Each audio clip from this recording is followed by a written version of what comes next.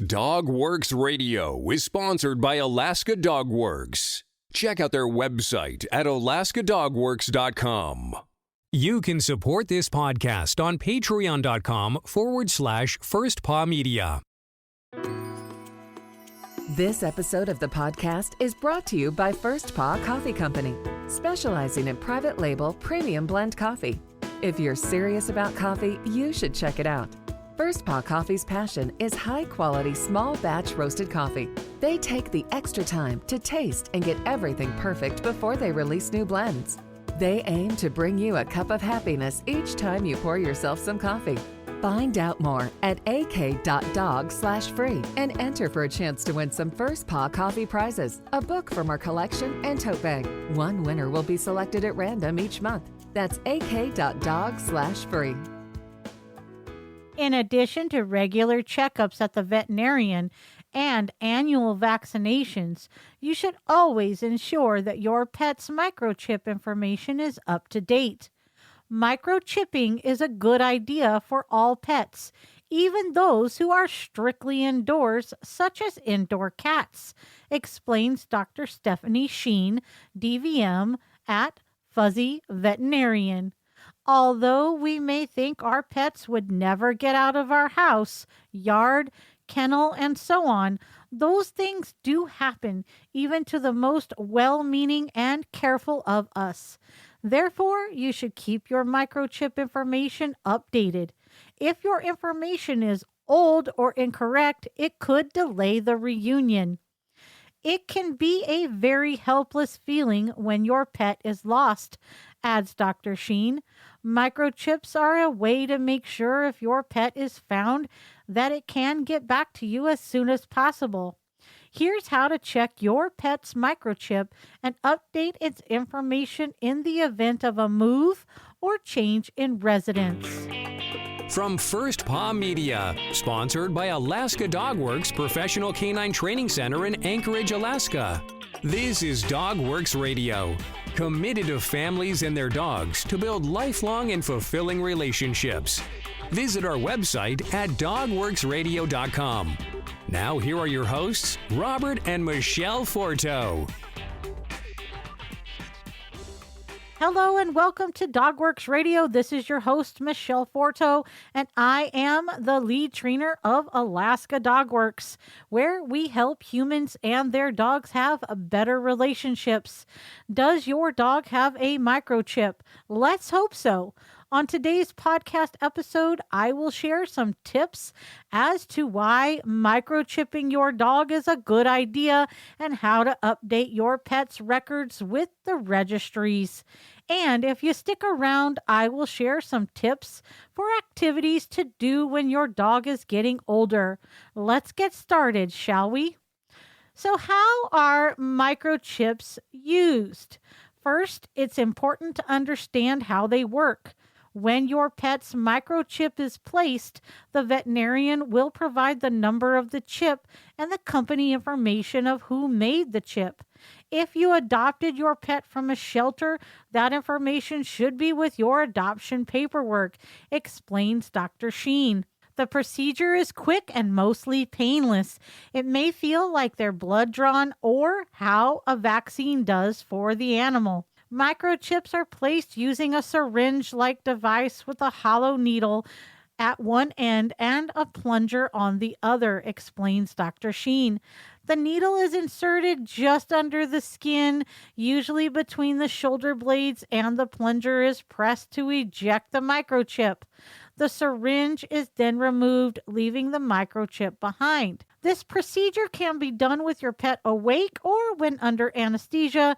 Usually for some other reason, we do not typically use anesthesia just for this procedure, says Dr. Sheen. The needle is a bit larger to accommodate the size of the chip, just a little larger than a grain of rice, so it can be uncomfortable briefly on the initial poke, depending on the size of your dog and its sensitivity to pain. Some veterinarians will apply a small dab of topical anesthetic to the area and allow it to sit to numb the skin before insertion. Once the chip is inserted, the technician will scan the microchip to make sure it was inserted correctly and can be scanned.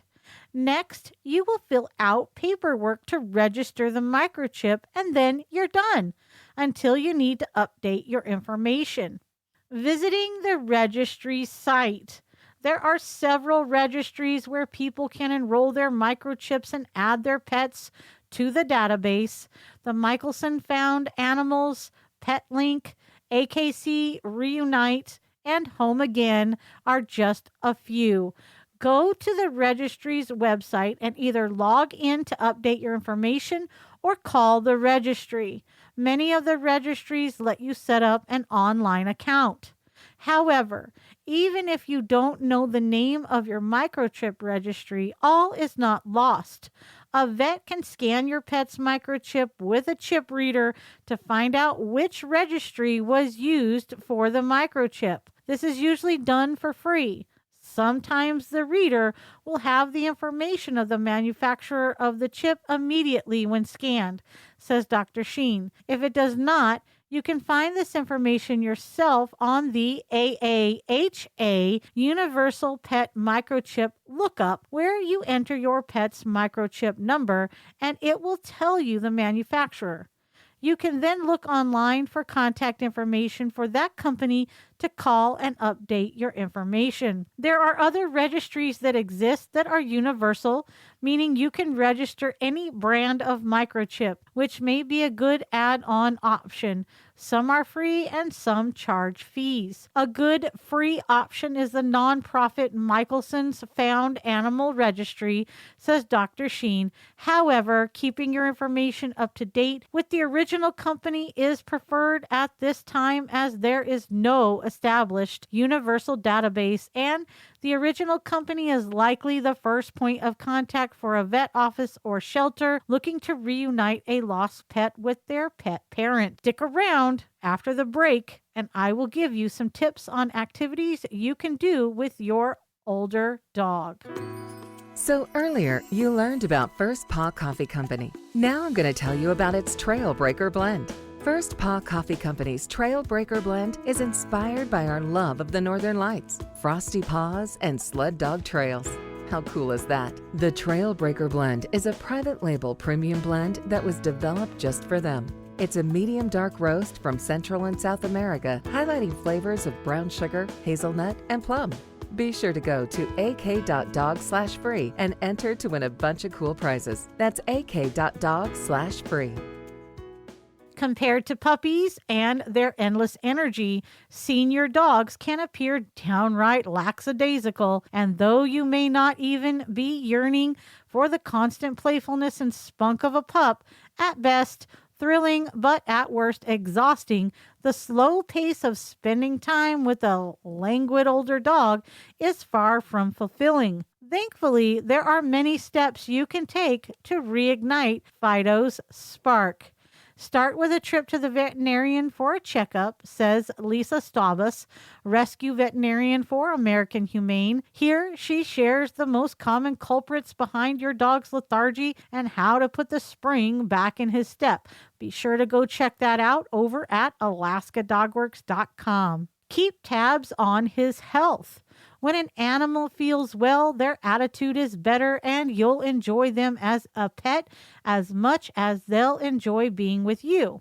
Staba says, on the flip side, underlying pain can cause a dog to resort to lazing around all day and acting grumpy. In aging dogs, that often stems from osteoarthritis, so treat yours to an extra plush bed to relieve joint strain, and consider starting him on a glucosamine and chondroitin sulfate supplement. Another sneaky yet all too common offender is periodontal disease.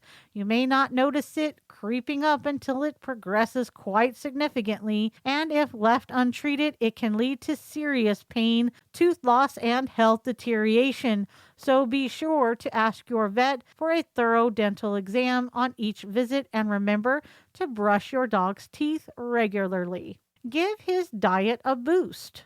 In the Association for Pet Obesity Prevention's 2018 survey, over 55% of dogs were classified as clinically overweight. And in an older one, packing a few extra pounds can worsen joint stress, slowing him down even further. Work with your vet to decrease the caloric content of your dog's food as he ages, says Stabas, who recommends considering fresh refrigerated options. You may also need to make specific tweaks to Fluffy's diet based on the results of his blood work. In this case of Stabas's own Chihuahua, for example, switching to a dermatological diet rich in essential fatty acids helped restore his skin, minimize hair loss, and return his former vigor. Adjust physical activity.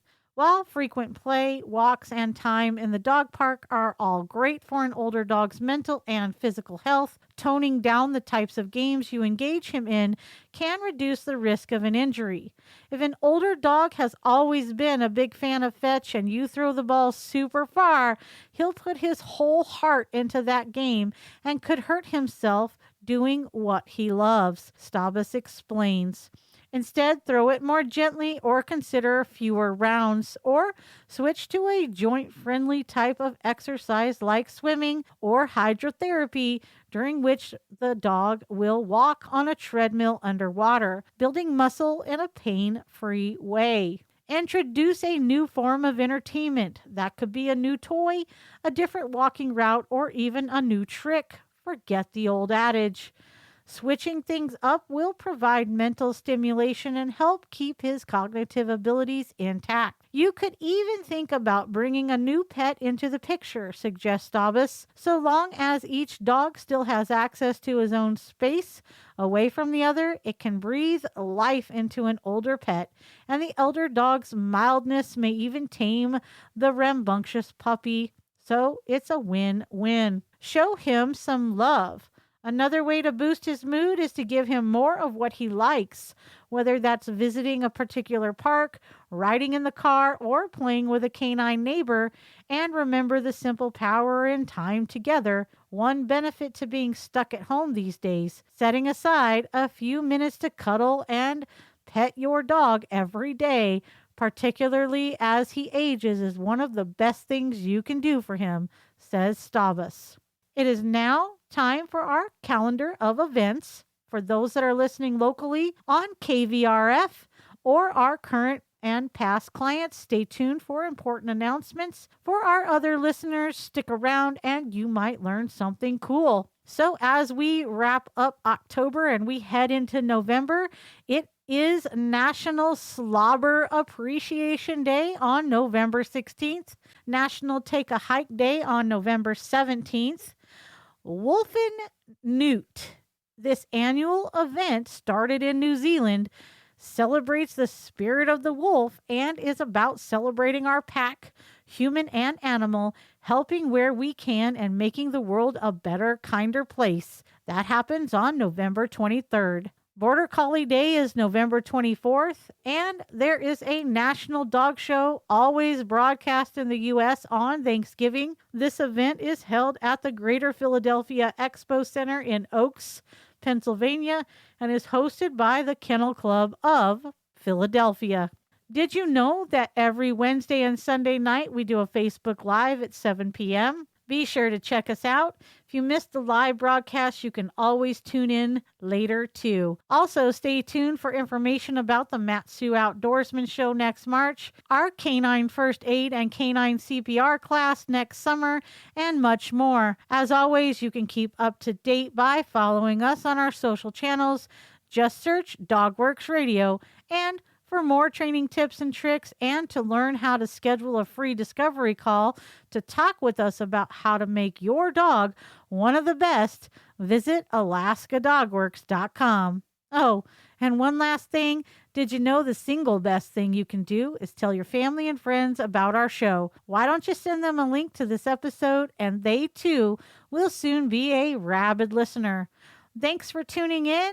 This is Michele Forto for Alaska Dogworks and Dogworks Radio. This episode of the podcast is sponsored by First Paw Coffee Company. Learn more at firstpaw.coffee. From First Paw Media, this is DogWorks Radio. We hope you enjoyed this podcast, and we invite you to subscribe in Apple Podcasts, Spotify, Stitcher, or wherever you get your podcasts. You'll find a link on the episode notes. You can tap or swipe on the episode cover art, and you'll see some offers from our sponsors. You can support our show by supporting them. If you like what you have heard, we would love it if you could give us a 5-star rating and tell your friends how to subscribe too. Your hosts are Robert and Michele Forto. Our producer is Robert Forto and created for First Paw Media. Did you know that Alaska Dog Works trains service dogs for those in need throughout North America? Each and every service dog that is trained through the Lead Dog Service Dog Program and Michele Forto and her team has an individual training plan. We train for autistic, mobility, psychiatric, and PTSD for our soldiers for service work. If you know of someone that may need a service dog, please take a moment and check out Alaska Dog Works on social media and at alaskadogworks.com.